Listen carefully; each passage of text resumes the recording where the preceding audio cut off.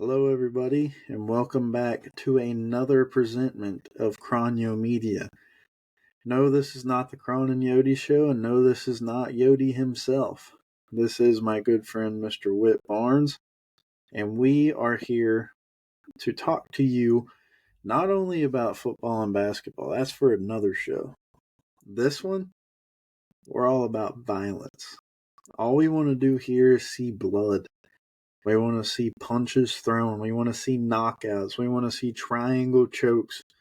We want to see Francis Ngannou get folded like a Dollar Tree lawn chair by Anthony Joshua. We want to see it all. If it's combat sports, I don't care if it's armored MMA fighting. We want to see it. We want to see it now. For those of you who don't know, my name is Ethan Cronister, also known as Cron. I am the owner of Cron Media, which is the company that produced the Cron and Yodi show, that partnered with No Place Like Omaha, has the Fuel Injected Motorsports podcast, just a full sports media outlet company. Been doing this for a few years now. Fell out of the groove, but it's time to get back into it. And with me, I have brought my good friend, also combat sports lover. So, Whit, go ahead and introduce yourself. My name's Whit. I'm from Tulsa, Oklahoma. Shout out to 918, It's all love, I'm glad to be on here. I'm glad to talk about UFC and make some predictions. And, shout out to the sponsors. Shout out to everybody, And hopefully, I don't even know what I'm saying. Whit's a big vibe guy. He's just happy to be here. We'll edit that shit out. As the podcast continues on, he'll get more and more comfortable with knowing what to say when it is. Cut him some slack, damn it. It's his first time. We'll cut that shit out, though. We'll cut that shit out. But here we go. No, we won't. We won't cut that shit out. Fuck it. Nah, hell no. We don't cut nothing out. This is a full vibe podcast. I ain't even worried about it. But here's what we got going on, guys. There's already been multiple UFC cards that have happened this year. We know we're behind the punch. We don't care. Andre Lima we're just like a UFC fighter. Yeah, it's Andre Lima Fight League. That's why we don't care. So what we're going to do is since we're actually ahead of this card, we're going to go ahead and predict this one. We're going to talk about the fighters. We're going to talk about the fights. And at the end of talking about it, we'll go back and forth about talking about each fight. And then we'll pick our winners. We may pick the same winner. If we do, it doesn't matter. If we pick a different winner, we'll tell each other why. Yes, sir. It's not that serious. Yes, sir. That being said, we do have partners that will be shouted out as we go along. We don't do it all at once. That's not generic, or that's generic. That's not creative. We find creative ways to slip them in. They've gone out of their way to partner up with us and give us discount codes to help you guys help us make money and help you save money. So we're going to do it how we damn well please. Fuck them. Sorry to tell you. Mr. Barnes, we're both a lover of all sports, really. Mm-hmm. We love soccer. We love, well, I don't know shit about soccer. We both love basketball. We love football. We love, well, you love the Diamondbacks. I love baseball. You just love the Diamondbacks. Shout out Zach Gallen. Shout out Corbin Burns, man. Yeah, him too. One of the better pitching staffs I've seen. Just hope they can put a team around it. They have absolutely put a team around it, but that's a different story for a different time. That's a different story for a different podcast. By the way, shout out.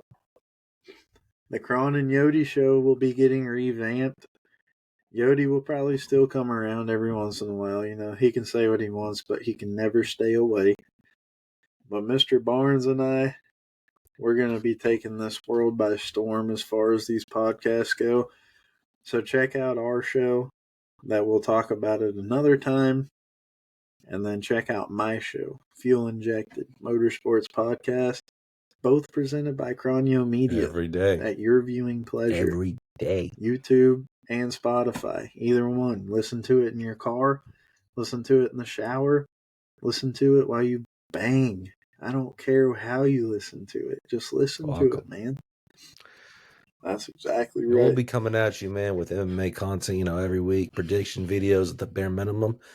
If there's a week off, man, we'll give you some tier lists, some different content, We'll be here. We're locked in. Oh We're yeah, locked in. we're locked into MMA.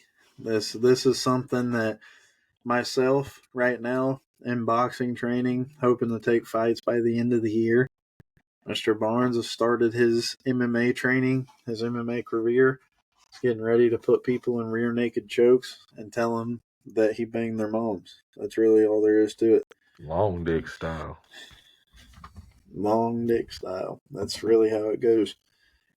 But let's start talking about here. This is going to be kind of a rough test run of a rundown of how we want to approach these card episodes. We kind of just flew right into it. But what we're going to do is we're going to talk about the fights in order of how they're going to go, in reverse order, I guess you could say, because match one is always the main event. But we're going to go from those people down at the bottom that don't even have a UFC contract that are fighting. We're going to go from them all the way up to the main events for the people who have been fighting in the UFC for going on 10, 15 years.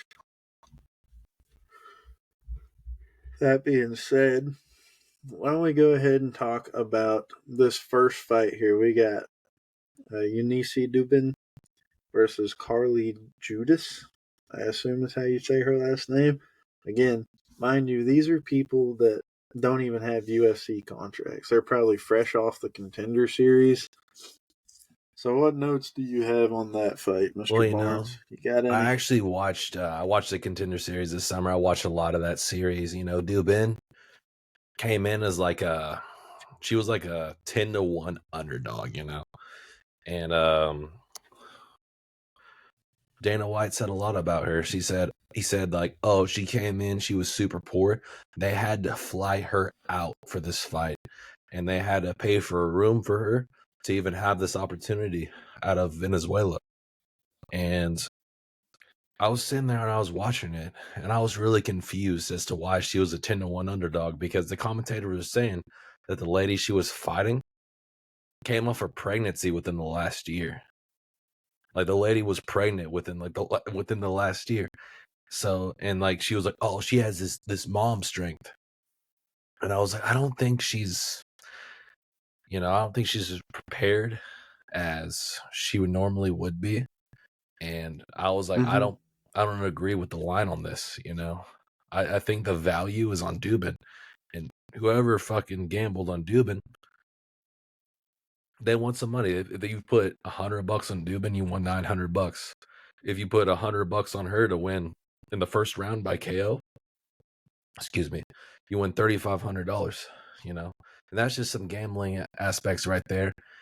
She has a 100% finishing rate throughout her mixed martial arts career, and that's great for her. But I don't really know how much this is going to carry into her next fight, because you are in the Ultimate Fighting Championship.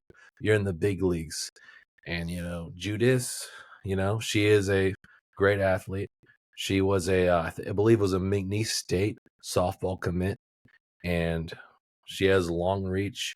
She's a great athlete. She's very well conditioned, and even though she has 2 split decision losses in her time in the UFC, and one of them was in a Contender Series. She got a contract off a split decision in the Contender Series, which is rare. Dana's pretty particular about who he picks. I didn't personally watch that fight, but he must have liked what he saw. And Gabrielle Fernandez, she subbed one of the best prospects. She subbed Con Wong, out of China. And, I put a lot of value into that and respect to that. I think her path to victory is knocking out Judas in the first round, or at the top of the second round. I have a lot of questions about her cardio and how she's going to handle the later rounds. You know, you're going in here, you've knocked out a pregnant lady in your Dana White Contender Series fight. You were in a lot of regional fights, you know. You got a TKO. There's a lady that quit on the stool in one of her fights.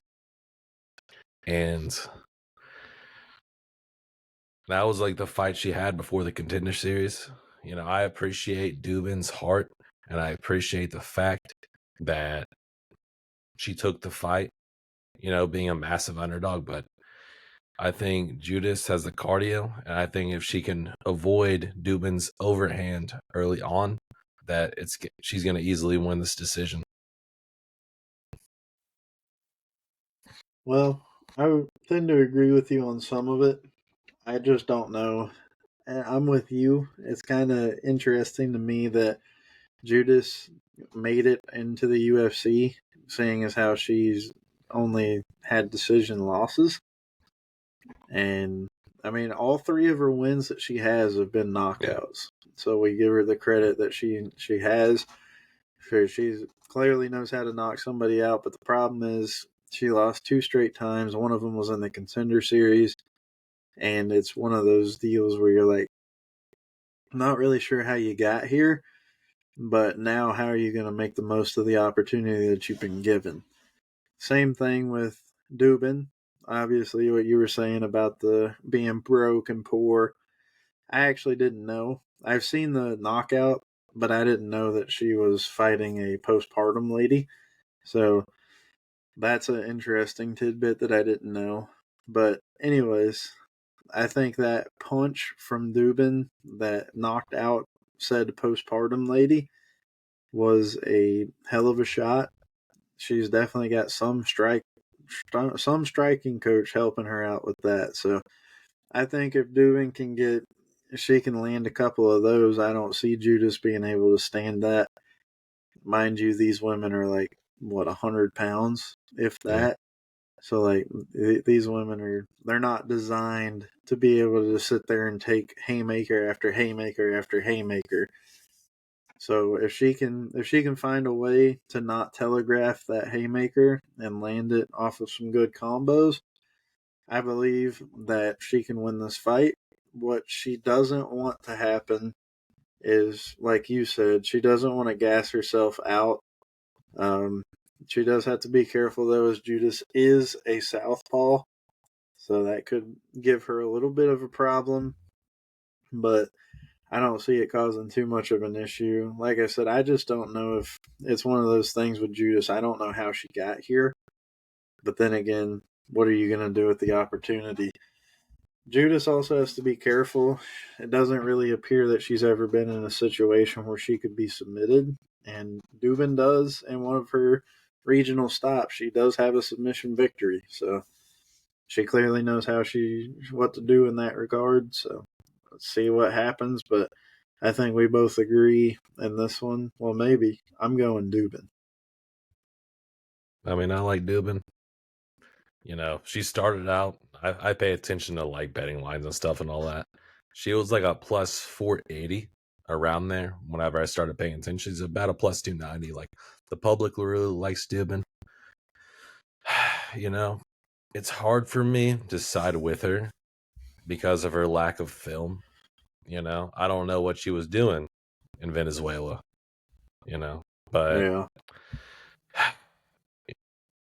I would never bet, like gambling advice wise, I would never tell anybody to bet on WMMA because I think it's 50-50 fights. Based off her fight in the Contender Series where she was a plus 900, there was a fight on UFC Noche last year where a lady was a plus 500 and she won.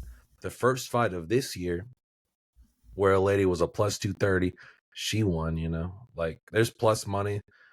I would never bet money on a favorite women's MMA. I would never bet on it in general, but if I were to do it, I would take the underdog. You know, Judas, the fight favors her if it goes longer. And, you know, I think she's gonna be able to take Dube into deeper waters then she's experienced. You know, she's never been to a third round in her career. I'm going to take Judas in this one, you know, and if Dubin, I like Dubin. If she is able to knock out Judas, the UFC might have their next star in WMMA. They might have their next star. I'm rooting for that to happen, but I'm not buying it right now. Understandable. Lack of film. Yeah. All right, so we'll move on to the next one. We got Josiane Nunez versus Priscilla. Sure. Again, I'm not really big into the women fighters. I'll say Kasha. Yeah, maybe you know. Something like that. Yeah. Anyways, what we got here is two older women fighting each other. We got Nunez at 31. We got Priscilla at 36. Definite reach advantage for Nunez, even though she's 5 inches shorter. I guess she got that 5 inches in her reach. But, excuse me. But what we're looking at here, what do you got as your thoughts? Actually, no, you started the last one. I'll start this one. We'll just keep alternating like that. So we got Nunez. She has 2 straight decision losses on her resume currently. She has 7 career knockout wins, so 7 of her 10 wins have been by knockout. You got Priscilla here. She's got 2 straight losses to submission. So she's been submitted twice in a row now. She also has 7 career knockouts, but she's been submitted 4 times in her career, and she's lost half of her fights. So she's 12-6. Well, she has a half record. She's lost half the fights that she's won. But she's been submitted 4 straight, or not 4 straight times, but she's been submitted 4 times. Going against, it's Brazilian on Brazilian crime here, if you will. You got Josiane Nunez as the favorite, 185 favorite for your betting line, guys. I think here it's just a tale of 2 older Brazilian women that are probably friends outside of this. I'm thinking that Nunez is going to take this one, just simply due to the fact that Nunez is more of a she appears to have a better ground game from what I'm seeing from her record and her fight history. Seeing as Priscilla has been submitted 4 times, probably not barring very well for going against somebody with strong jiu-jitsu. You know, Cron, I agree. Because, like, based on the tape I've seen and, like, what I've heard from, you know, their outlets, Nunez has very good boxing, and she's very good on her feet. And I think the only path to victory is if Karev, whatever her name is, if she, you know, if she can take it to the ground and hold her down. And I don't think she's going to be able to do that in this fight. I have Nunez, you know, it's not super controversial. We're not going to argue about it.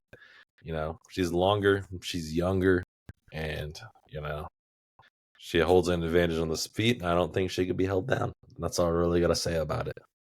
She's also bald, too. It's crazy.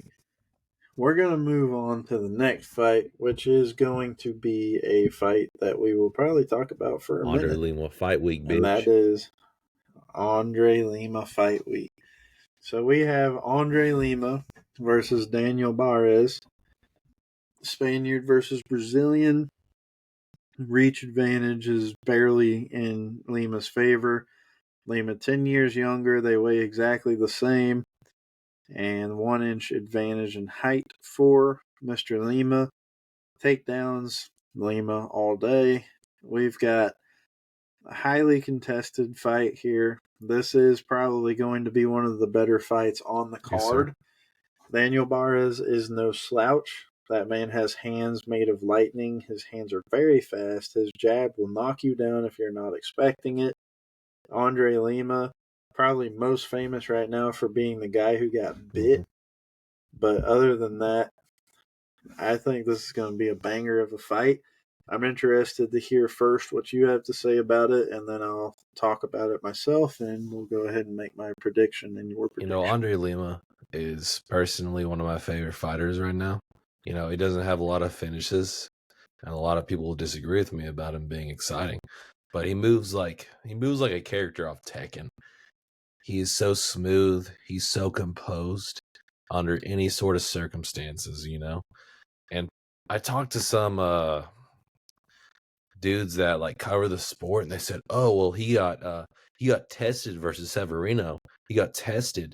I don't really know about it. First of all, Severino is a very high level flyweight. He's a very high level guy. He's fighting an octagon right now, a regional promotion. And Andre Lima may have struggled early on in that fight, but he was figuring out Severino. And you don't bite a guy. You don't bite a guy if you're winning the fight. You bite a guy if you're losing and if you're frustrated. And that's what Severino did, And you look at his fight with Mitroposo. I watched that live. Two of the judges had it 30-27. Lima beat the shit out of him. I don't know if that other judge was like Mitroposo's uncle or cousin or something like that. That's my only explanation for why it was a split decision. It should have not been a split decision. It's absurd that's on Lima's record because he won all three of those rounds. And Dos Santos is also a great flyweight prospect that he took care of with ease. But he faces Daniel Barres, and Daniel Barres is 36 years old. It's win or go home for him. If he wants a shot at the rankings, he wants a shot at the being contender, he has to win this fight. There's a lot on the line for him.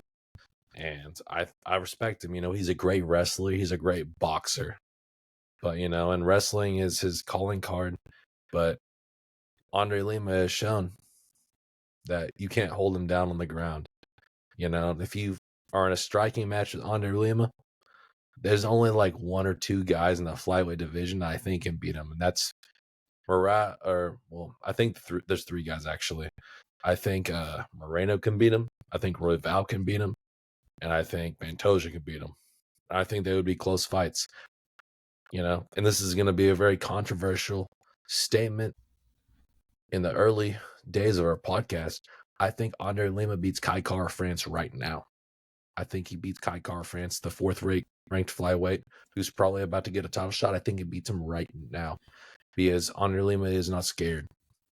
He's not scared. And I think he is going to win this fight. I think he's going to be able to stay on the feet. He has a 10-year age advantage, which is greatly in his favor based off statistics, that those guys win like 70% of their fights. He has a reach advantage. He's younger. He has a professional kickboxing record. And, Perez is a very good fighter. But, you're fighting one of the best guys in the world. I think there's guys in the rankings he can beat. I think that Charles Johnson, he could have a good fight with. I don't think he beats him, though. But I think he would have a better chance of beating Charles Johnson than he has Andre Lima. And it's Andre Lima fight week. Naturally, I'm going to pick him. I think he gets his first TKO in the UFC. I think he gets it late in this fight in the second or third round. Yeah, one thing I can say about Perez is it doesn't appear, he has good submission and wrestling, but it appears his defense is somewhat lacking in that. He's been submitted 3 times in his career. That being said, he's 36 years old, and this is his third UFC fight. He got to fight one time on a fight night card with Aspinall on it. He lost by submission. And then he got to fight another time when Saint Denis was on the card as the main event, and he won by unanimous decision. So both these guys here, young into their UFC careers, just one of them happens to be 36.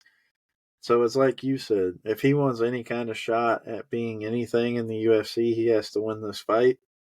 This will put people on notice. There's plenty of people that think like you think about Lima, but there's also plenty of people that think like you said about Lima, where they don't think he's exciting. So interesting to see what happens here. I believe that, like I said, if Barres He's a wrestler too, but he has very good striking. It seems as though he has a good boxing background. Everything in me wants me to pick Barres off of age experience, but I think that I'm probably going to go with the younger guy here. I'm going to say Lima wins this fight, but I don't think it's a TKO. I think he wins this fight by unanimous decision. Yeah. So with that being said, we will move on from Mr. Barres and Mr. Lima. Under Lima fight week. And we will Andre Lima fight week. UFC 104. Vegas. Yeah. We got Stephanie Luciano versus Sam Hughes is our next fight, another women's fight. Luciano comes in with a record of 6-1-1, and Sam Hughes comes in with a record of 9-6.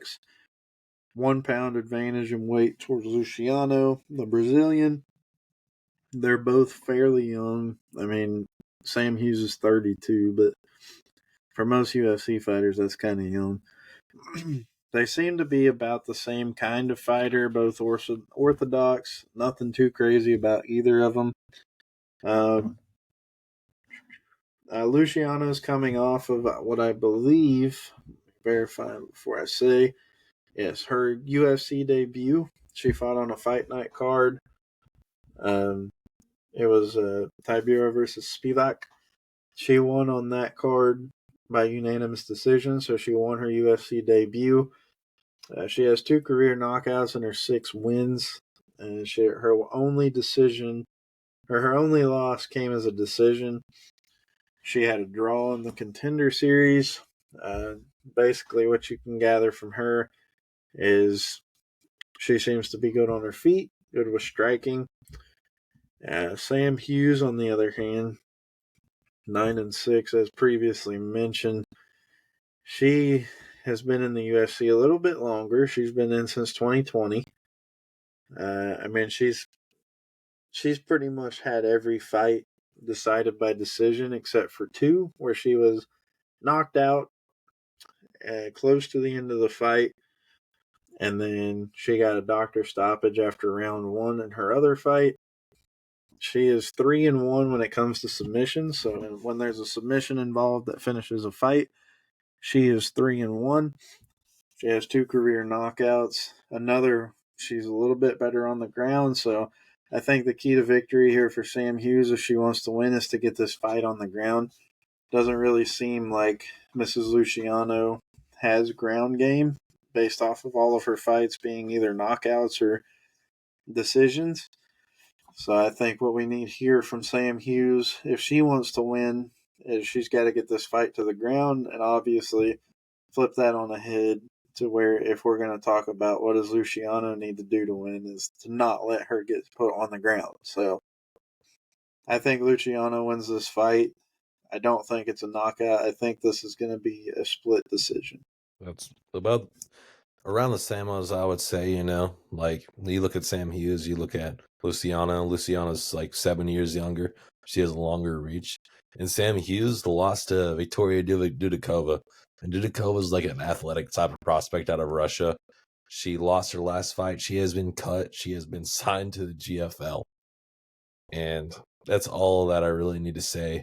If you can't beat Victoria Dudikova, you're not very good on a technical level. And I think Luciano is going to win this fight. I think it's going to be very close. I think it's going to be split decision. If you're looking at the line right here, minus 240, I would not cough up $240 to win 100. I wouldn't touch this fight with a 10-inch pole, and I would just watch this as a fan. That's all I got to say. That's about where I'm at with it, too. Yeah. All right, we'll move on to... This one is a little bit interesting, in my opinion. We got a bantamweight fight here between Carlos Vera of Ecuador and Josias Musasa of the Democratic Republic of Congo. Mr. Musasa is going to be making his UFC debut. He is 8-0 as a professional MMA fighter. 7 of those 8 wins have come by knockout. Only 2 fights have lasted longer than a round. So that's something that should put Mr. Vera on notice immediately. I believe his one fight that lasted the distance was a split decision win for him in the Contender Series last year, where he earned this fight. 26 years old. Like I said, coming out of the DR Congo, shout out Sergi Baca, and Carlos Vera coming out of Ecuador. No, it is not Cheeto Vera. Speaking to him, I wonder what he's doing right now. Preparing to fight. He's fighting Mario Batista. That fight's been announced pretty recently. I am right. Yes, sir. I hope he beats the Mr. fuck out of Mario Vera. Batista. Fuck Mario Batista. Go on.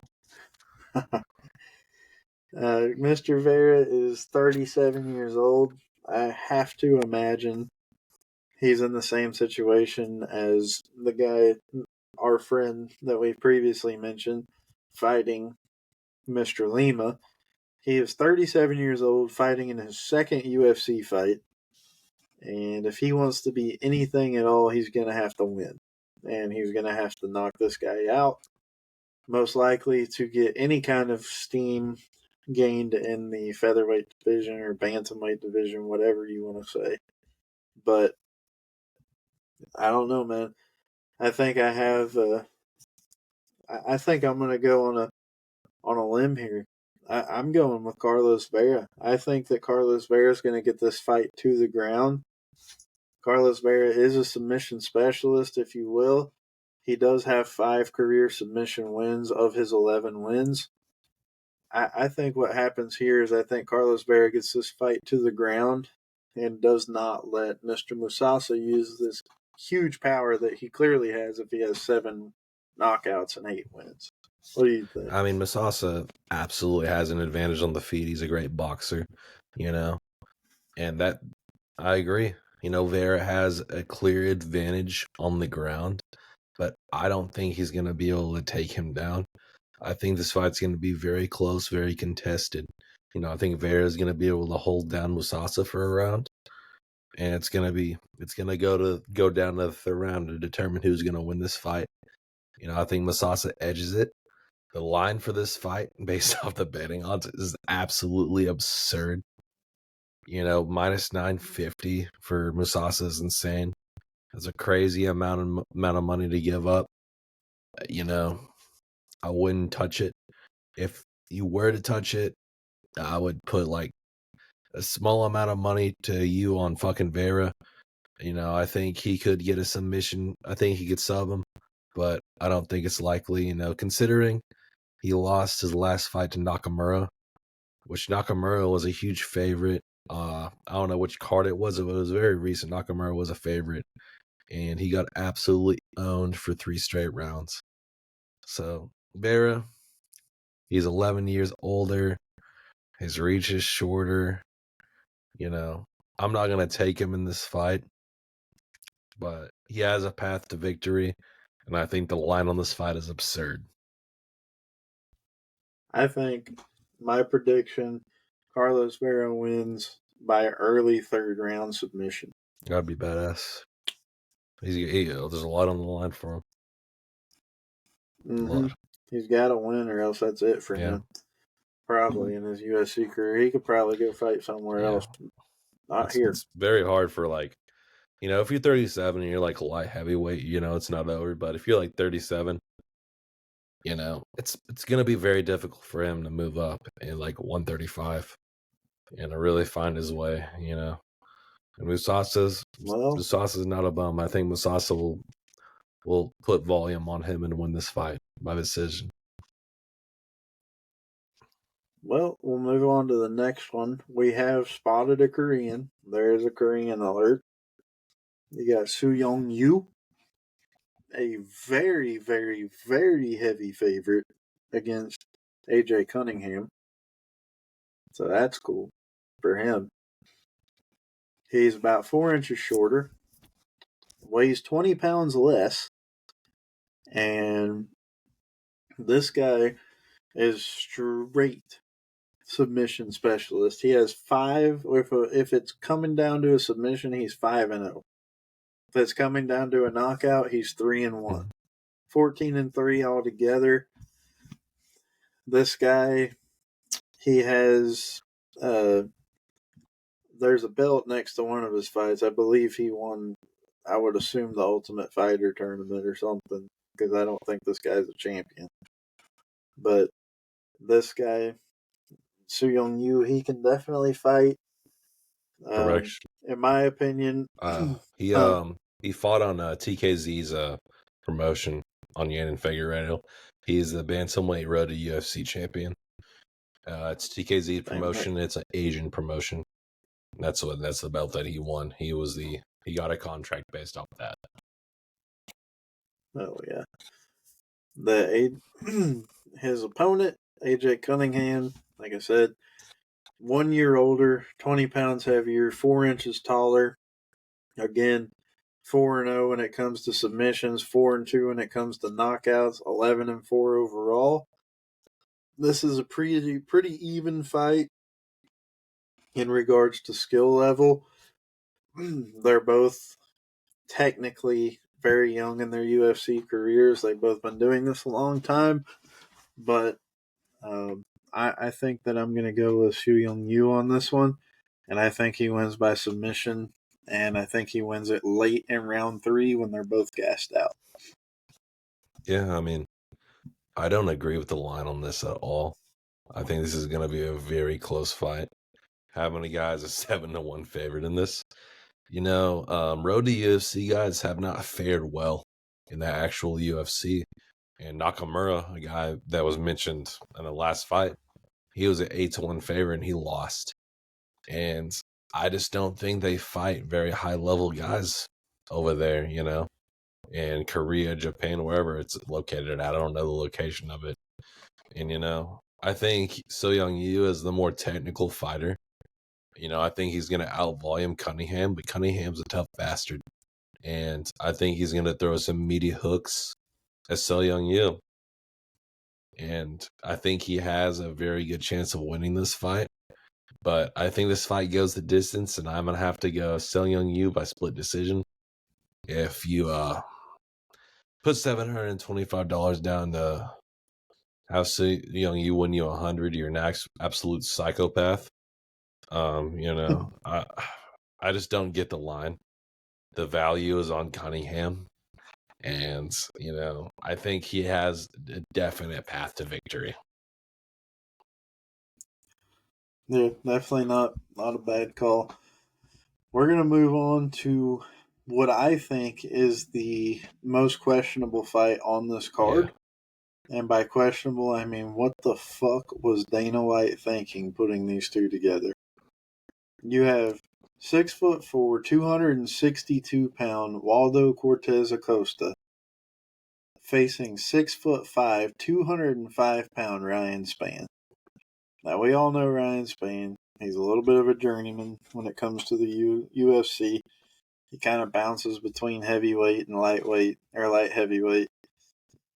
I don't know why this is a fight, if I'm being honest with you. A 60-pound weight advantage in the UFC is a little bit ridiculous, if you ask me. I have some input. So, Ryan Spann was a light heavyweight fighter, and he is now moving up to heavyweight.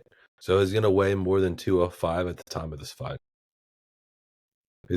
Even then, moving up from light heavyweight to heavyweight is a completely different ball game. Especially when you come off your last fight and you get a submission win in 1 minute and 35 seconds in light heavyweight. But to be fair, his 3 fights before that, he did get absolutely hornswoggled. But I don't know. I mean, obviously Ryan Spann is a MMA fighter through and through. He has 13 submissions out of 22 wins and 6 knockouts. He's been knocked out 4 times. I mean, he's been knocked out and submitted 7 of his 10 losses. The other 3 have come by decision. I don't know. This fight doesn't make a whole lot of sense to me. I guess you could consider it kind of a gateway fight. Kind of like considering Waldo Cortez Acosta as the gatekeeper of heavyweight. but he's no slouch. He's 12-1 in his professional career. He has 5 wins by knockout, 1 submission win. He's beaten names like Orlovsky, albeit an aged and washed up Orlovsky, but Orlovsky nonetheless.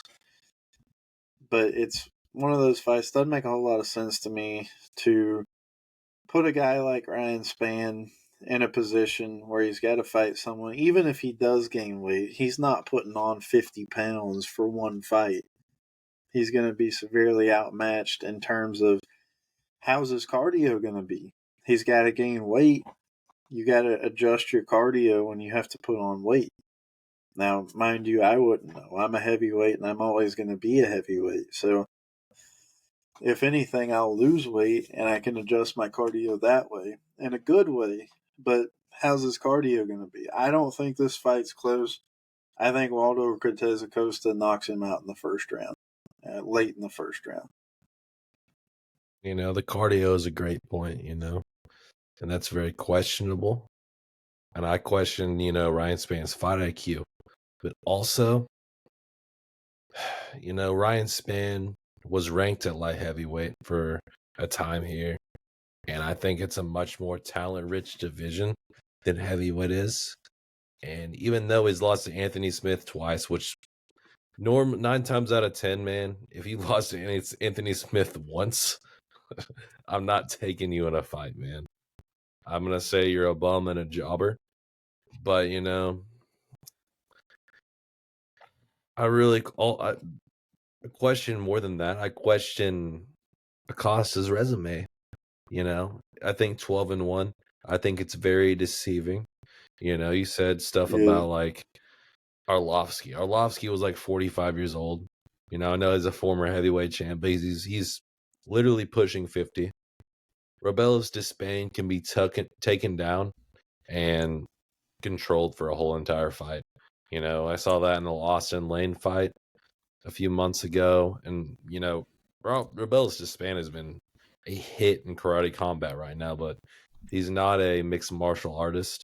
He can be taken down and controlled, and he can't get off his back. And Lucas Brzezinski is probably the worst fighter in the whole entire UFC right now. He's going to get cut. He's going to lose his next fight, and he's going to be cut. So I don't really take a lot of stock in the Cortez's wins. I really don't. Ryan Spann, he's kind of dumb. This is a 50-50 fight.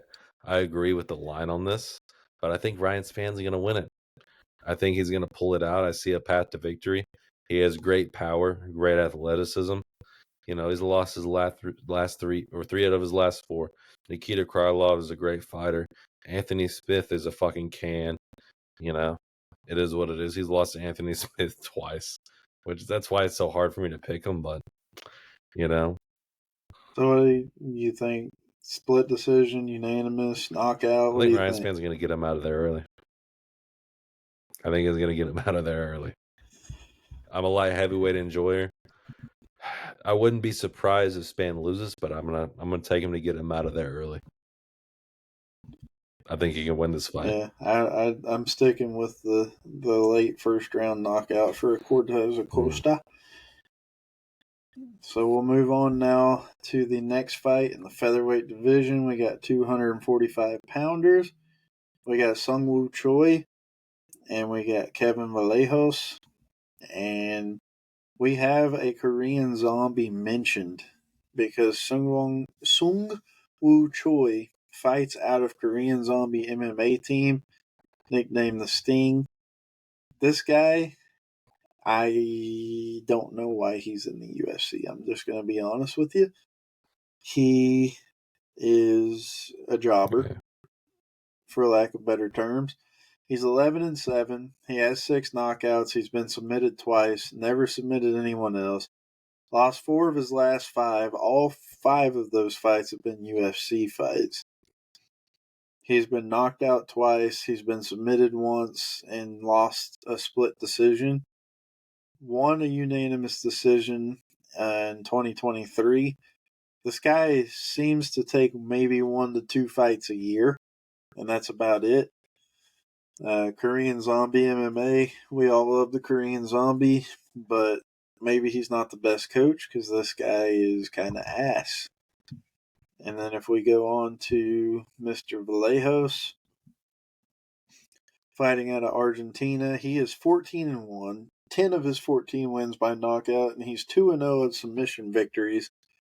This guy's a belt holder in a regional scene. Looks like he defended that belt multiple times. Did lose in the contender series, but then came back and knocked out his opponent in the contender series in the first round.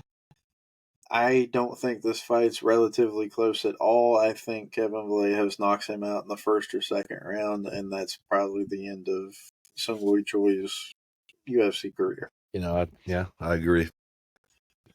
I think the UFC wants to promote Vallejos because you mentioned his loss, and his loss is to one of the best prospects in the UFC right now, Gene Silva, the Fighting Nerds. They're one of the biggest gyms in the entire UFC. And I think this is going to be an easy fight. It's an easy fight to predict. He's a 7-1 favorite, And I think the value's on Vallejos. I think this is going to be an easy fight. He's going to win it early. I know Silwon Choi somehow, I think he's like a medalist in Muay Thai in Korea, but he doesn't really show it. It doesn't translate to the UFC or MMA. Vallejos is going to win this very early. He's going to prove his value, and I think the UFC is going to do everything they can to promote him based off this victory. Yeah, I agree. I think that's probably the most lopsided fight on the card. I agree. All right, so we'll move on to light heavyweight again. This is your favorite division. I know it is. You got, I'm going to attempt to say it, Diyar Norgazay. Yeah, something like that. He is from Kazakhstan, 27-year-old, undefeated. He has got 6 of his 10 wins by knockout, 2 of them by submission. I believe this is his UFC debut. And he is only had 2 fights in his entire pro career that have gone the distance. It's big power on this guy. He did fight in the contender series and won by knockout. A lot of regional fights under this guy's belt. 74-inch reach for him, and he will be fighting a Brazilian by the name of Brinson Ribeiro. This guy here himself, this is not his UFC debut. This will be his 4th UFC fight. 16-7 career record, 9-3 when it comes to knockouts, 6-2 when it comes to submissions. This one is, you always gotta tread carefully when you talk about these fights because the majority of people are gonna see Nurgazay's record and be like, yeah, this is an easy fight. But then we look at stuff like 74-inch reach for DR, 81-inch reach for Brinson. Now, I used to know a kid, you might know him too, that used to walk around middle school saying he could beat everyone in a fight because he had reach. You know that guy? I'm aware of him, yes. Yeah. So, I mean, that's something that we have to look at as well. We also just have the fact that not everyone that makes their UFC debut is going to do what they did in all their other promotions with this.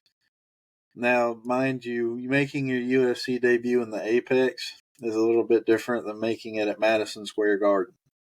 There's not as much of a crowd at the Apex as there is at Madison Square Garden. So maybe you don't have as much of those jitters, but it's a different game. You got to be experienced and well versed in it. So I think Brinson Ribeiro has that advantage. But as far as the actual fight itself, if he can stay out of his own head, not be nervous, I think Norgazay wins this fight by knockout. To a point, I definitely agree. As a light heavyweight lover and an enjoyer, Brinson Ribeiro is a very interesting career. He is one of the best athletes in this division, and 16-7 doesn't really reflect, but he is a lower level fighter at light heavyweight. He had the early knockout in the Contender Series. Zing Yang Ming Yang. He is going to be a ranked fighter very, very quickly. And Gadzia Sulov, he started that fight out very quickly and then gassed out. And Kai Mikado, he gassed out, but he won that fight. People are going to look at the Mikado fight and say, well, he got outstruck. Well, Kai Mikado is one of the worst fighters I've ever seen. He's very low level. He doesn't throw a lot of damage. And Ribeiro threw a lot more damage than he did. And he was an underdog in that fight, and I backed him in that fight. I'm not backing him in this fight because, Nurgaze, I watched him in the Contender Series. He's very well-rounded. He has cardio. He has 5-round fights on his resume. And, that's something I respect. But there is one flaw he has that somebody at some level, and maybe in this fight too, that is going to get exploited. You watch his fights, man. You watch his fights. Sweat gets into his eyes, and he does this a whole lot. He's like blinding himself. He's wiping his eyes. And I think somebody's going to take advantage of that at some point or another. Ribeiro's path to victory is to knock out Nurgaze early. But if this goes past the first round, I think he gets knocked out in the late second. And that's what I think is going to happen. I've definitely got Nurgaze, I think, a knockout in round 2. We agree. On to the next fight, we've got Damon Blackshear versus Cody Gibson. This is a fight in the bantamweight divisions. We got 235 pounders, pretty much equal reach. 7 year younger is Blackshear. Same height, same weight. We got a switch fighter in Blackshear and an orthodox fighter in Gibson. These guys both love to go for takedowns. They're both pretty accurate with takedowns as well. They average about 2.1 takedowns per fight. We've got Blackshear coming off of a submission win in his last fight night card in November of last year. He's won 3 of his last 5. He is 10-0. 10-0 when it comes to submission. So submission specialist for the monster, for sure. Then you've got Cody Gibson. When we're looking at Cody Gibson, he's obviously 325 underdog for this fight. He's 6-4 when it comes to submissions, so not the greatest submission defense known to man. He does have power. He has 7 knockouts. This guy is in the UFC for the second time. I'm not sure if he got cut the first time or what happened to him, but I know that he spent a lot more time on regional series. He got cut, I would assume, and then found his way back in via the Ultimate Fighter. And then he's back here. He's got to face Blackshear, 37 years old. This is probably one of his last shots to be something in the UFC. But I don't care. I think this is an easy win for Blackshear, and I think Cody Gibson gets submitted in the first round. I agree. Cody Gibson is a Blackwell native out of northern Oklahoma, shout out to Oklahoma. And, it's much respect towards him. His last 2 wins are against lower ranked guys. And, he's older. He's not as good. The last fight I watched of Blackshear, I didn't really get to catch the fight in which he won. Matter of fact, I was on Xbox with you and fucking Dakota during the Namajunas Cortez card in which he got knocked out in 18 seconds. And I missed the fight because we were playing zombies. We were playing Black Ops 3. But, Oh, yeah, he definitely did get knocked out in 18 seconds. No, he got absolutely clobber fucked very quickly. And, he's 7 years younger. He has a reach advantage. I think the line on this is insane. I think the value's on Cody, for the gamblers out there. But I think he's going to win this fight. But I think Cody is live to make this a good and close fight as well. But I think Damon's going to pull it out. I think he's going to win this by decision. You said he was from northern Oklahoma, Yeah, he's right? from Blackwell. You know what I also seen come out of northern Oklahoma? Cowboys. Yes, sir. That being said, I got something here from our friends at Cowboy Yes, sir. Revolution. This is a clothing company that we are partnered with. We are a brand ambassador for these guys here. Go to their website, cowboyrevolution.com. Use code CronioMedia at checkout for 10% off your order. That being said, let us move on from the Oklahoma native, and we'll move on to some more American on American crime, as if we don't have enough of that already. Alexander Hernandez, 15-8 record versus Kurt Hollaball.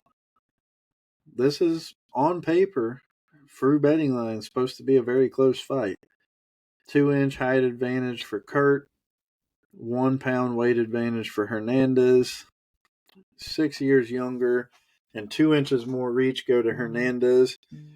This fight has potential to be one of the better ones on the card, in my opinion. You got Hernandez. He is 2-3 in his last 5 fights. You've also got he has been knocked out 3 times, but submitted once. 15-8 record. It's not the most impressive thing in the MMA world. Where you have Kurt Hollaball, he's a veteran. He's been fighting for a long time. He has fought on big cards. He fought again on the O'Malley and Sterling fight. So he's had the experience with the big cards. He's done a lot of fighting in his 38 years. He has 10 submission wins, 8 knockouts, 4 decision wins in his 22. I think this is a good test for Hernandez, but I think Kurt wins this fight, and I think he wins it by unanimous decision. It's crazy. Now we agree. But like Kurt Hollaball is an underdog. I think he wins this fight as well. I think Hernandez is a generational choker. I don't really know how much he cares about the sport. I question his fight IQ. I question a lot of things. He had a very close fight on the Prairie Roundtree card with Austin Hubbard, who I don't grade very high. He's lost, 4 of his last 6 fights to guys that I don't think are very good. Moicano's decent, but I don't think Moicano's very good. I think Moicano's very overrated. I think his personality outweighs his fighting acumen. But outside of him, I think he's beaten a lot. He's lost a lot of bums, and he's lost a bunch of jobbers. I don't like to fucking disrespect these guys, but I think that Alexander Hernandez doesn't take the sport serious. Hollaball, there's a lot on the line for him in this fight. He's older. He's a former The Ultimate Fighter champion. And, I will take him to grit this fight out over Alexander Hernandez and his issues. Especially considering he beat Austin Hubbard in the last 2 years. I wouldn't back Austin Hubbard. Honestly, there's not a lot of fights I'd back Hernandez in. That's all I got to say about it. Well, this next fight's another one that on betting lines is projected to be very close.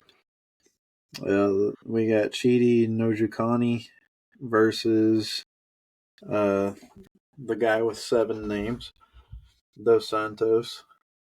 That being said, we have a old Chidi Nojukani here.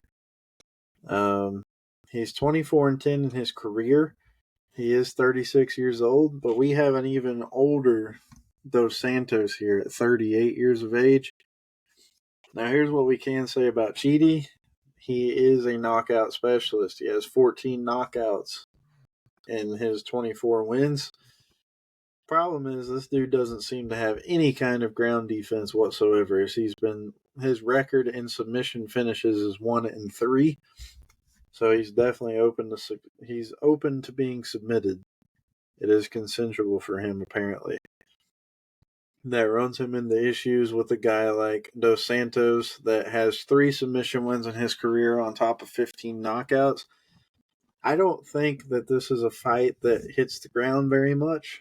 I think this is a fight that stays in the air, as most of these guys seem to rather strike than do the dirty work on the ground. That being said, I think if they stay on the or if they stay in the air, we got a 7-inch reach advantage for Nojikani. I'm going Nojikani by knockout in round 2. You know, I disagree. I don't put a lot of stock into Nojikani. I don't put a lot of stock into his wins. You know, he's proven to be very exploitable. And Dos Santos has beaten elite guys like Sean Strickland. You know, he picked up a guy on short notice from a guy from the regional scene. He beat him in a round. I don't put a lot of stock into that victory either. But Dos Santos has fought a lot of elite level guys. He's beaten them, you know. He's lost to low level guys, but I think he's gonna out volume Nojikani, and I think he's gonna win this fight by decision. Well, I guess that brings us to the piece de la resistance. Brings us to the main event. We were already talking about this a little bit before this. Again, on paper, on betting lines, we have a very close fight. Betting favorite is Marvin Vettori against Roman Dolidze. He is projected 155 favorite. You've got 2-inch reach advantage for Dolidze. 5 years older is Dolidze. These guys have fought before. We all know this is the Vettori versus Dolidze 2. Fight 1 came down to a decision victory. I believe it was unanimous for Vettori. That being said, these guys, especially a guy like Vettori, you go look at his fight history, he has 2 knockout wins and 9 submission wins and 19 wins. He has 8 decision wins. So to say that he's a finisher of fights is, I guess you could say that, but not in the way that you would think if you heard that. He finishes fights, meaning he goes the distance. He's not much of a knockout artist, but he does seem to have pretty good ground game with the submissions. That being said, that is something that Dolidze cannot let happen to him. He does not want to be caught on the ground with somebody that's that good. I mean, he is undefeated. Dolidze is in submission finishes. He's 3-0, 8-0 when it comes to knockouts in his 14 wins. Only 3 of his wins coming by decision. I don't see this fight being any different. I hope that the main event of the evening does not go for a decision, but I wouldn't be surprised if it does. I'd say I have alternate predictions. I say submission win round 3 for Vettori. If not, then unanimous decision win for Vettori again. Well, to a point, I agree. I think Vettori's going to win this fight. You know, Vettori hasn't fought in about 2 years. His last fight was in June of 2023.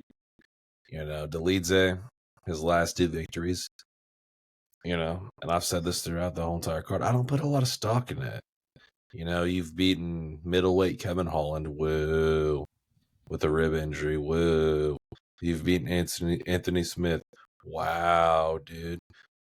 Like, I don't care. I don't care about those wins. I would rather have Martin Vettori's resume of 0 fights over the last 2 years over fucking Roman Dolidze's wins over his last 2 fights.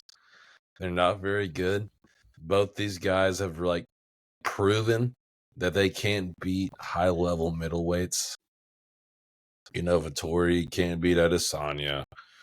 You know, Dolidze, he can't beat Imavov, who's the number 1 contender right now. And obviously he lost to Vettori previously. And this is a 5-round fight. I don't know why this is a 5-round fight.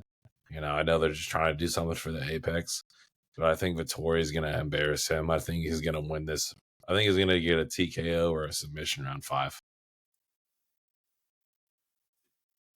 Well, there you have it, my friends. That is our predictions for this card. We'll post on the Cronio Media socials our actual predictions on there side by side if we can make that happen, and then we will go off and try to, starting now, we'll keep track of which one of us does better in the predictions for the fights. Right now we've done it every single fight card for about 3 months now, but we have not been keeping track. So it's one of those deals.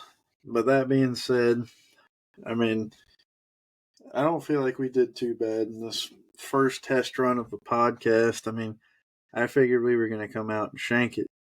Speaking of shank, matter of fact, got something for that too.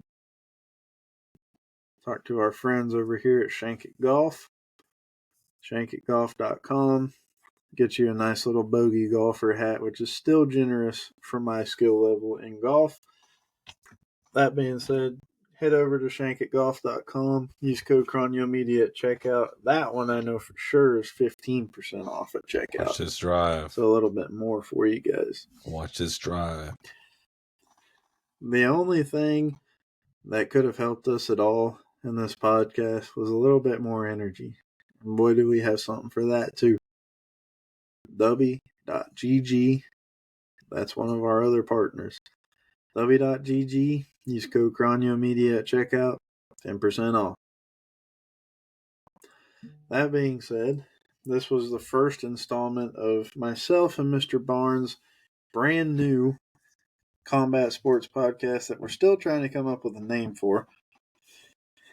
Check out our other shows. Him and I will have to talk soon about what we want to do regarding our actual sports show for football and basketball. I will probably post this is Thursday, March 13th that we're recording this. This video will be posted March 14th.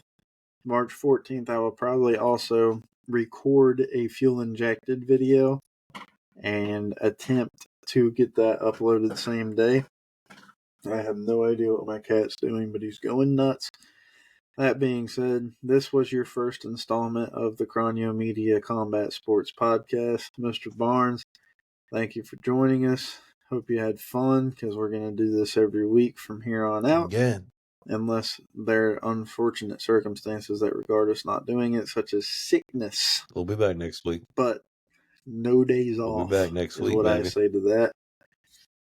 That being said, I am not a Cardinals fan. This was just the first beanie I could find. I hope everyone had a good time.